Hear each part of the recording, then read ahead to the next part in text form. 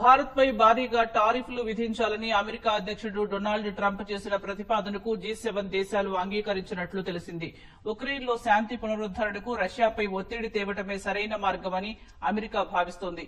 అందులో భాగంగా రష్యా చమురును కొనుగోలు చేస్తున్న భారత్, చైనాలపై ఐరోపా సమాఖ్యతో పాటు G7 దేశాలు టారిఫ్లు విధించాలని అమెరికా ప్రతిపాదించింది.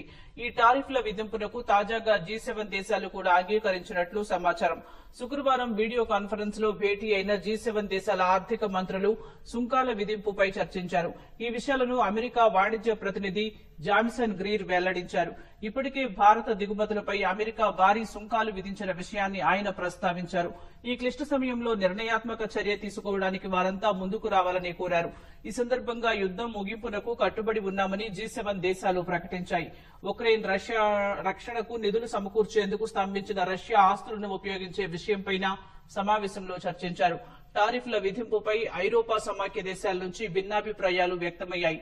ఫలితంగా అది ఇంకా సాధ్యపడలేదు.